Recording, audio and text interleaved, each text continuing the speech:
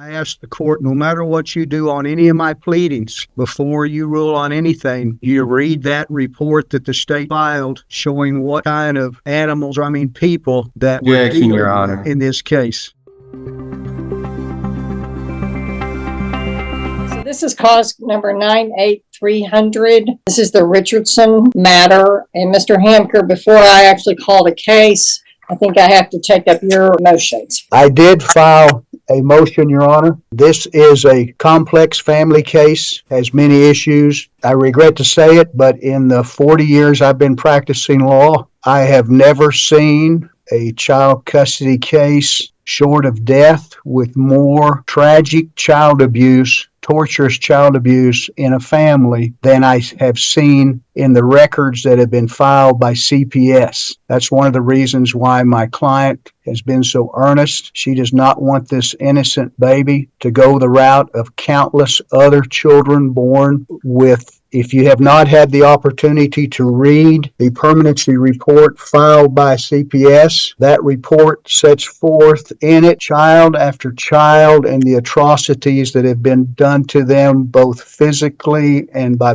files year after year after year. I could not stand here and not file something in this case without hopefully bringing it to the attention of the court. I hope that the state CPS has brought it to your attention. If not, I ask the court, no matter what you do on any of my pleadings, before you rule on anything, you read that report that the state filed showing what kind of people that were dealing in this case. I'm sorry, Mr. Trout.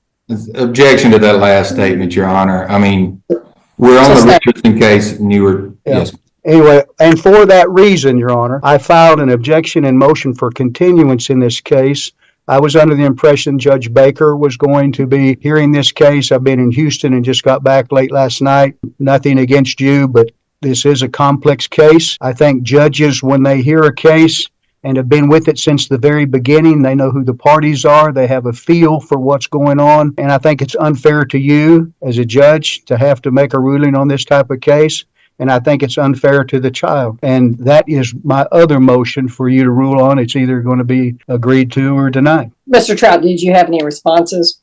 Yes, ma'am, Your Honor. As far as the objection and motion for continuance that was filed today, at this time, Mr. Hamker does not have any standing to make any motions or to ask for any continuances in the case. He is not a party in this case at this time. The main pleading I believe that needs to be discussed today would be the petition for intervention. Mr. Hamker and his client don't have standing at that time to file. They still don't have standing till this day. His client is a very good foster parent. She has done a great job. I'm not taking anything away from her in this case. Parents have been ordered. We were ordered to mediation. We were able to come to an agreement in mediation at that time. An agreed order has been filed with the court, signed by all parties, and the mediation agreement attached. Mr. Hamker and his client do not have standing to intervene into this case at this point. The child was not in the home with the foster parent for the 12-month period that is required of a foster parent in order to intervene into the case. So we would ask that all pleadings be struck and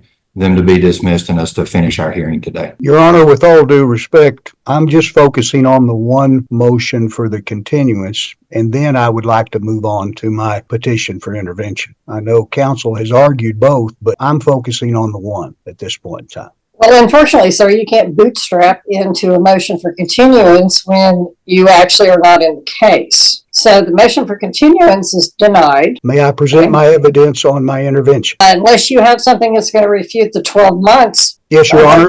The pleading that I filed on two different points. The state has responded on one point where they have filed that I did not meet the 1-year requirement. My client is 72 hours short of having the child for a year. Other point that I filed on, and which no response has been made, so I assume it's been waived since we've started this point, is 102.004, standing for an other person. Under B, it just says that if the court deems that another person has substantial past contact, then they may grant it subject to B1 if applicable. If you go over to 102 and you go to the B1 under C, that talks about where a child has to be eligible to be adopted before there's any other requirements other than substantial past contact in my reading and interpretation of the law. I would like to put my client on the witness stand to prove up her substantial past contact. I assume there's no need to put on any evidence regarding the worthiness of the parents, since the state has not allowed them to be a managing conservator, either singularly or combined, but I'll be glad to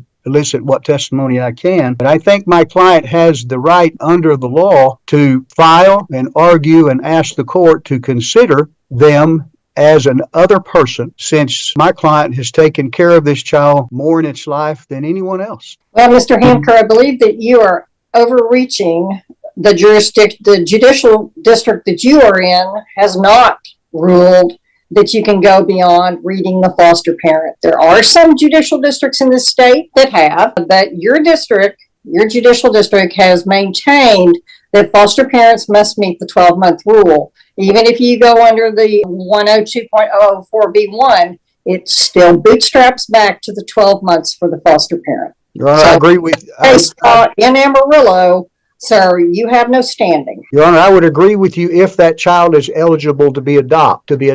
But at this point in the child's life, it has not been listed as a child eligible to be adopted by CPS. If you read some of the actual reports, in those clarifications as to primary, and then I can't remember the second word, whatever the second condition is, adoption is in there, and they have stated that has been a consideration. That has been withdrawn, and apparently there has been, and the policy of the state of Texas is to keep families together as much as possible. I'm going to have to rule against you today, sir. You do not have standing to intervene in this case. You have not met the 12-month rule, and I think the child has been taken out of the home, so you're not even close to the 365 days. Is that correct? The child is no longer in the home. Sorry, Mr. Hamker, it was a valiant effort, but the time clock got you. Your Honor, I would ask one thing. I'm just an old rancher that practices law, and even though we're exiting this stage and probably never see you again, I would ask that you read that one report regarding all of the atrocities that have happened to children born into this family, and I would pray that you take that into consideration whenever you make your ruling, whatever it may be, on the rest of this case. Thank you, sir. I appreciate it. It was very nice meeting you. And under other circumstances, it'd probably be much more pleasant. So thank you. May we be excused? Yes, sir, you may. Thank you. Okay, let me get my document here. So now that we've taken up the motions of Mr. Hamker, then let's go on the record further and make announcements for the actual final hearing in this case. If I could have those, please. Daniel Trout for the Texas Department of Family and Protective Services. We're present, ready, Your Honor. Savannah Kincaid, I represent Ms. Pineda. Maureen Lucero for the father, Taurus Richardson, Your Honor. We're both present, ready. Stacy Zabala on behalf of the child, here ready. And I do have a CASA, isn't that correct? Yes, Your Honor. Thank you. We have Anna Pineda, who is the actual advocate, and I'm Carla King with a volunteer supervisor. Mr. Trout. As mentioned earlier, we have filed, all parties were sent to mediation. We did reach an agreement. That mediation settlement agreement was filed with the court. We've also filed an agreed order that has that mediated settlement agreement and all stipulations attached to it and in the order that was filed with the court for their consideration and approval. If we want to prove up as far as what the agreement is, I would call Erica Cantrell, Your Honor. Ms. Cantrell, state your name for the record, please. Erica Cantrell, And Ms. Cantrell, how are you employed? the lead permanency specialist for St. Francis Ministries. And you worked on the case and were a party to the mediation on the case involving the child, Richardson, correct? Yes, sir. Per that mediated settlement agreement, the agreement was that permanent managing conservatorship go to the department, Yes. that mom and dad stay possessories, Yes. that in this case, dad, who is Taurus Richardson, would pay child support of $175 a month. At this time, mother will pay no child support in this case. Is that correct? Yes, sir. Additionally, Father would pay medical support of $50 a month, and mother would pay child support of $25 a month. Yes, sir. There was also a step-up visitation plan put in as starting with father, that he will have possession of the child as follows. Once father completes 3 BIP classes, his psychosocial exam, 3 counseling session, and 3 parenting classes, he'll be able to have 30-minute virtual visits with the child. And then once he additionally completes 3 more BIP classes, he'll be entitled to continue the virtual visits, and if he's able to travel to Amarillo, have 2-hour supervised visits with the child, St. Francis, or his parents, who are placement of the child at this time, or a designee approved by the department. And he shall continue to have those services, including requested drug tests. If he tests positive, the in-person visits will stop until he provides clean UAs. Right. As mom, once final order has been put in and signed, shall have weekly supervised visits of 4 hours for a period of 3 months with Linda Del Toro, who St. Francis or a designee of St. Francis to supervise the visits. Yes, sir. Then she shall have 4 hours visits specified above, additional to 2 hours of unsupervised. And she'll continue to work her services as directed in the service plans, including drug screening and alcohol tests. If she tests positive, she'll be returned to supervise for 2 hours each. Yes, sir. And is that the agreement that was reached at the mediation? Yes, sir, it was. And today, are you asking the court to follow that mediation settlement agreement and incorporate that into the final order? Yes, sir. And do you believe that's in the best interest of the child? I do. Child was moved to paternal grandparents' house, and at this time, everything is going fine. Everything is going good. There wasn't any fear or discomfort. I mean, nothing indicating that he didn't feel safe being placed there initially. So as of right now, everything is going really well. They're just building their relationship with him. And again, best interest of the child's doing well there, and asking that the agreement be followed. Yes. Thank you. I'll pass the witness, Your Honor. Ms. Kincaid, any witnesses? I'll call Ms. Pineda. Ms. Pineda, you just heard Ms. Cantrell's testimony, is that correct? Yes. And you heard the mediated settlement agreement. Yes, ma'am. And is that your agreement? Yes, it is. Thank you. I'll pass the witness. Ms. Zavala? Ms. Pineda, I know we have talked about this before, but you do understand that since Liz is placed with grandparents, that doesn't change your visitation with him, correct? Yes. Meaning you can't just show up over at grandparents' house anytime you want, right? Absolutely. Yes, ma'am. Right. And you understand that, and we've discussed that in depth. Absolutely. Okay. No further questions. Thank you. Any other witnesses, Ms. Kincaid? No, Your Honor, I rest. Ms. Lucero, any witnesses? I'd like to call Mr. Richardson for a couple of questions, Your Honor. Could you state your name for the record? My name is Thomas Richardson. Okay, Mr. Richardson, you heard the testimony regarding the mediated settlement agreement that we have now signed off on an order. Did you hear all the information that Ms. Cantrell stated? Yes, ma'am, I did. Okay, and are you in agreement with what was stated regarding your visitation, what you'll need to do, and the child support and medical support that you'll need to pay? Yes, I understand. Okay, and your son has been placed with your parents, correct? Yeah, yes, ma'am. Okay, and you understand that, as Ms. Zavala was asking the mother, you just can't show up at your parents' house to see your son. You understand that? Yes, ma'am. Okay, you'll have to go through the steps in order to gain the visitation that you agreed to. You understand that?